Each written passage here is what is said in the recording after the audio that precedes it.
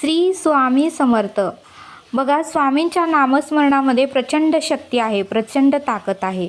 ज्यावेळेस आपल्याला संसारात त्रास होतो, दुःख होतं किंवा संकट येतात किंवा अनेक प्रकारचे विचार येतात किंवा घरामध्ये कोणतरी आजारी असतं, काहीतरी मोठं असं संकट आलेलं असतं, त्यावेळेस बघा आपल्याला मित्र, नातेवाईक किंवा भाऊ बहीण, आई वडील काही आठवत नाही. फक्त आपल्याला परब्रह्माचं नाव आठवतं आणि मग आपण मंदिरात जातो किंवा आपल्या घरातील देवघरात जाऊन अखंड नामस्मरण करतो. का तर आपल्याला त्या संकटातून आपलं निवारण व्हावं किंवा त्या संकटातून आपल्याला परब्रह्माने सोडवावं म्हणून अखंड आपण नामस्मरण करतो.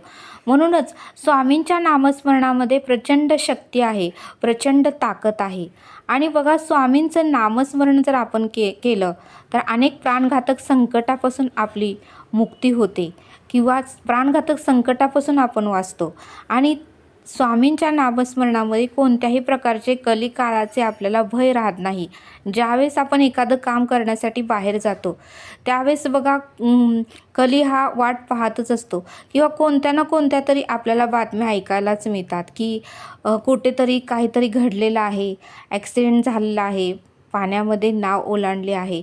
म्हणजे आपण घरातून बाहेर पडलो की घरात येईल का नाही याचीसुद्धा आपल्याला शाश्वती नसते. पण आपण स्वामींना सांगून जर घराच्या बाहेर पडलो आणि अखंड जर नामस्मरण आपलं मुखात असेल तर स्वामी आपल्याला बरोबर घरात व्यवस्थित घेऊन येतात.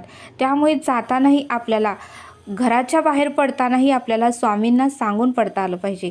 आणि ज्यावेळेस आपण घरात सुखरूप येतो त्यावेळेससुद्धा स्वामी तुमच्यामुळे मी घरी सुखरूप आले असे आपल्याला सांगता आलं पाहिजे. बघा, स्वामींच्या नामस्मरणामुळे जीवनाला एक उत्तमाची गती प्राप्त होते आणि स्वामींच्या नामस्मरणामुळे अनेक संकटापासून आपली मुक्ती होते. आणि स्वामींचे नाव जर आपल्या मुखात असेल तर कधीच आपल्याला विषबाधा होत नाही. आणि म्हणूनच आपल्या मुखामध्ये सतत स्वामींचं नाव पाहिजे. स्वामींच्या नामामध्ये वाईट विचार येत नाहीत. आणि स्वामींचं अखंड नामस्मरण केलं तर आपल्यातले रजोगुण, आपल्यातले तमोगुण, आपल्यातले दोष, आपल्यातले जे काही 8 विषय आहेत त्या विषयांचा वेगही कमी होतो. 8 विषय कोणते? राग, द्वेष, मत्सर, तिरस्कार, अहंकार, वासना, कामना, हे जे 8 विषय आहेत त्यांचा वेग कमी होतो. कारण या 8 विषयामुळेच मनुष्याचा घात होतो. राग, अहंकार, हा जो विषय आहे तो आपण जास्त वापरतो आणि त्यामुळेच आपलं पाप घडतं. बघा, स्वामींच्या नामस्मरणामध्ये ह्या विषयांचाही वेग कमी होतो. आणि स्वामींच्या नामस्मरणामध्ये आपल्यामध्ये सत्वगुण वाढू लागतात, आपल्यामध्ये चांगले विचार येऊ लागतात, आपल्याला इतरांचं चांगलं करावं, कल्याण करावं, इतरांचे आशीर्वाद घ्यावे, इतरांना सुख, शांती, समाधान द्यावं असे विचार नेहमी येतात. आणि स्वामींच्या नामामध्ये मागील कर्माचा जो त्रास असतो तो थोडा का होईना कमी होतो. आणि स्वामींच्या नामस्मरणामध्ये आपल्यातले दोष हळूहळू का होईना कमी होतात. लगेच होत नाहीत, पण आपण सतत जर नामस्मरण करत राहिलो तर हळूहळू आपल्यातले दोष कमी होतात, आपल्यातले गुण वाढू लागतात. आणि स्वामींच्या नामामध्ये जीवनाचा खरा अर्थ आपल्याला कळतो. आणि स्वामींच्या नामस्मरणामध्ये जीवनामध्ये आपण काय केलं पाहिजे, आयुष्यामध्ये आपल्यासोबत काय येणार आहे याचा आपल्याला अर्थ कळतो.